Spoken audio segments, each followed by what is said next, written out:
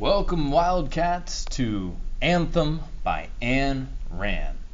What I'm going to do is I'm going to just read through the first few pages of this book, kind of show you a little bit of how I would annotate this book while I read. Now, over here I've created an annotation guide to set myself up for success. I need a method of how I'm going to do this. And I'm not going to focus on too much. I'm just going to focus on 5 key parts of reading. Setting and imagery. Putting S exclamation point for setting, I for imagery. These things just help me picture what I read. Characterization. When I get more about a certain character, I like to highlight that orange. When I'm getting some big ideas, maybe revealing a theme or a potential motif, I'll highlight that blue. And if I just think something is significant, maybe important to the plot, or a particular word that I might think have been chosen purposefully, I'm going to highlight that yellow. So I got my highlighters out to the side, and I got my red pen over here.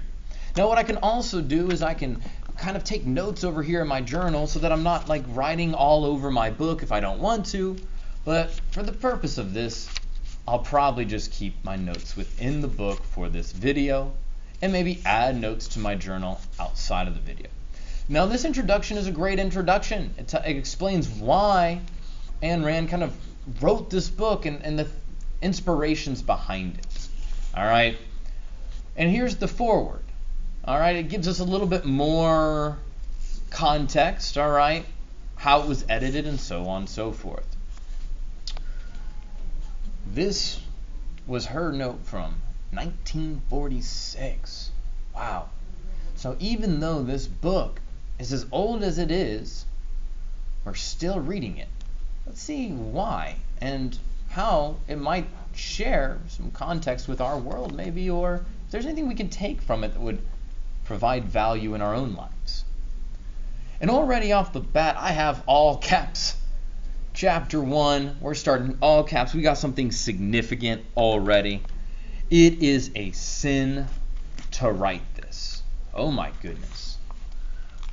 It is a sin to write this. Sin seems very important. I'm going to go ahead and underline that piece of diction as well. And I can add that to my guide that I might want to underline some of those significant pieces just so I can see what sticks out from the highlight. I feel like the whole thing's significant, but this word in particular is resonating with me. Why is it a sin? It's not just a problem. It's not just like against the rules. Like a sin is like a deeper spiritual thing. So let's keep going. It is a sin to think words no others think, and to put them down upon a paper no others are to see. So it's a sin to think of things others don't think of, and it's also a sin to put them down on paper that no others are to see. Okay, well, so that means it's a sin to write unless I'm writing that other people see it. I'm going to put a little question mark here to come back to this later. I want to know what it means. It is base and evil. Oh my goodness. It is as if we were speaking alone to no ears but our own. And we know well that there is no transgression blacker than to do or think alone. There is no greater transgression than to do or think alone. We have broken the laws. Interesting. We have broken the laws. Wow, this seems significant. But interesting. We have broken the laws. The laws say that men may not write unless the council of vocations bid them so. May we be forgiven. So they are writing like, hey, I wrote something down. I did this sin. I've committed this crime. May we have forgiveness. Interesting. So right here, I can already see whoever we is or are committing this greatest transgression, to do or think alone. So all of this is just about being alone, right? Where no others can see it, no others can think it. It is the huge sin that he's really talking about throughout this whole thing is being alone. Or if I think about it as well, it's like, well, that means if they are always with others and you can't think for yourself, that means it's a sin to be an individual. So what this means here, all right, I'm going to draw see this weird arrow?